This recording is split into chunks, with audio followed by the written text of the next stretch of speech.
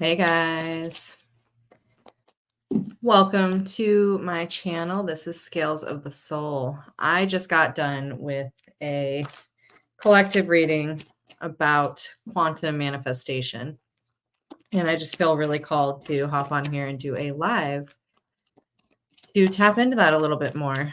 Wow, what a powerful one. Really, really neat stuff.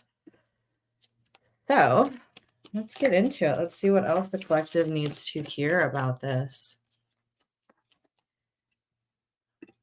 I hope everyone's having a good day or night, wherever you may be. But let's see what Spirit has in store. What else does the collective need to hear about quantum manifestation? Ooh, the Tower.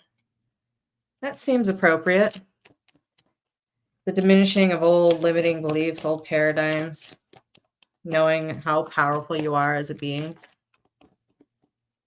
The Knight of Wands. Yes. Taking action towards new life that you want to create. For those of you that are unfamiliar with quantum manifesting, it is tuning in and tapping into the higher realms, the higher essence of self, the higher energetic body, and manifesting and creating the reality in which you want to live in. That being said, most of us really only focus on this present reality and think that our present is what is tangible, when so much more beyond that is. There has actually been scientific studies about the frequency in which our hearts can shift. The heart is a magnetic, literally gives off a magnetic field. That magnetic field creates energy, and that energy creates a frequency, which then translates to information in the cellular body. So when your heart is aligned to the highest timeline for yourself, your physical reality will then in turn begin to shift, because you begin to align to things that meet you at that same vibration, that same frequency. There are scientific studies and research about this. This isn't some woo-woo shit.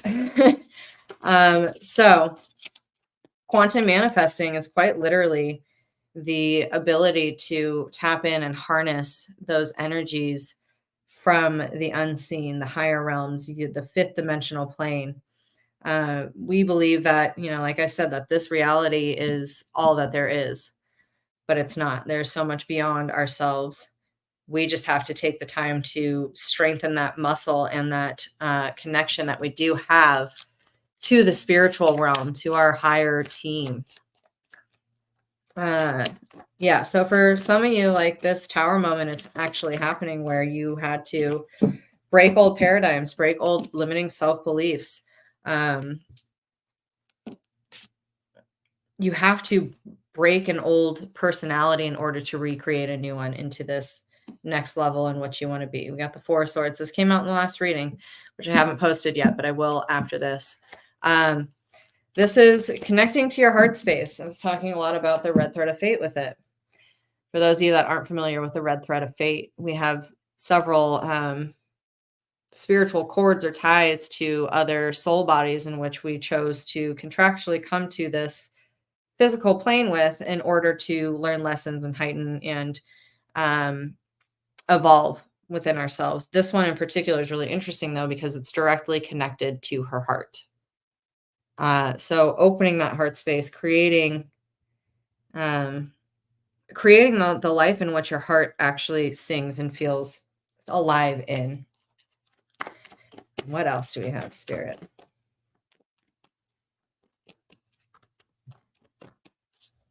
I love in this Tower card that there's butterflies all over it, and that transformation, that transforming of thoughts, transforming of, again, those old belief systems, letting that electric strike of action and new ideas come in to literally shock and wake you up into this transformative state.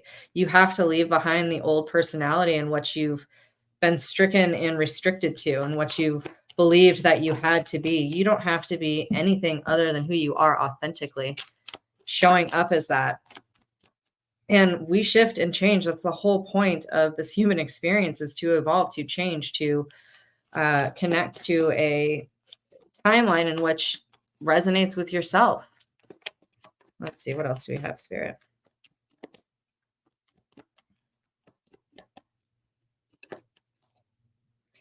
Two of Swords.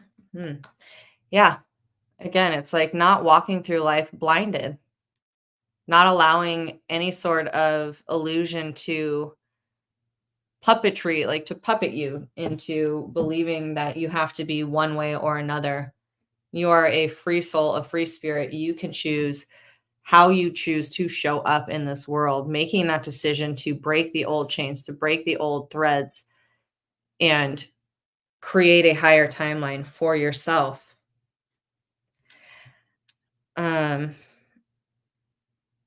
It's interesting too. I'm hearing a lot about the past. I feel like so many of us define ourselves by our past and by our experiences, which, yes, they did shape us. However, they are not your present. And the more that you sit in the past and sit in those stories, you are literally training your brain to keep those neural pathways open and keep those stories presenting as your personality, as your persona. And when you choose to break them, like, they actually literally become your biology. But we have the ability to tap into the subconscious mind and create new neural pathways, heal ourselves, change ourselves, create a new story, create a new action plan. There's a lot of power in the subconscious mind, and that takes commitment. That takes commitment to self, to sit within and to know that you can break old paradigms, that you can move forward, that you can choose and create to manifest the reality in which it is that you want to live in. And the more that you believe that that future that you so desire is your reality, the subconscious mind starts to align to that and change and create that reality. Let's see. Let's get a couple of these guys. We'll keep this one relatively short. Let's see. A couple of the Surreal Tarot here. What else does the collective need to know, Spirit? If you guys haven't already, please hit that subscribe button. That like button really helps me grow as a channel, but more importantly, helps all of you creators tap into your higher selves. And that's really what I want to do with this channel, is help people create the lives that they want. Getting clarity on the direction in which they need to go. Ace of Cups. I love this. New emotional beginning.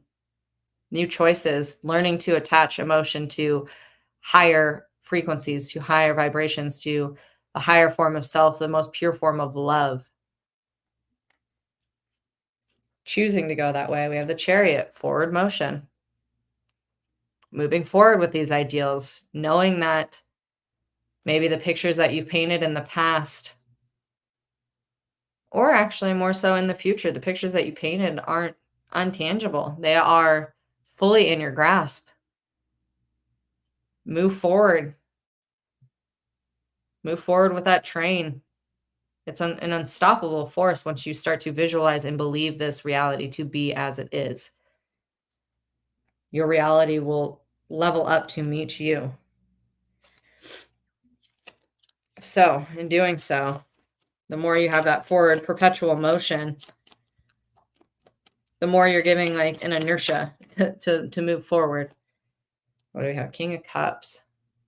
Again, yeah, having that mastery of emotion, tapping into the heart space, tapping into what aligns with your highest timeline, what brings you the most joy, the most pleasure, what makes your heart sing. Having that compassion for self first and foremost. So in turn, it becomes this contagious energy outwardly. And that will begin to shift your reality exactly as you want it to be. All right, let's get, we're going to leave it at that, actually. No, one more. Spirit says one more. Okay. One more. Let's see. We'll get one of these final cards here.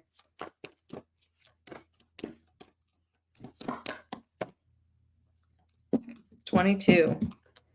There's that balance. 22. I Sof Ur. All right, let's check this one.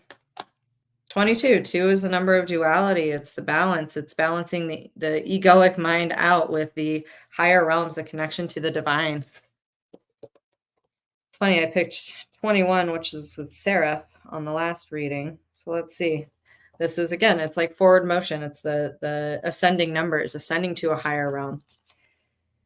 A way through the struggle has already been created for you, and you are being led onto that path. Your authentic soul path may include recognition and acclaim notable success and admiration. Be grateful, but do not be dazzled or distracted by such experiences. Focus on what connects you to your heart and grounds you in the simplicity of the spiritual truth, which is the practice of love, kindness, and peace.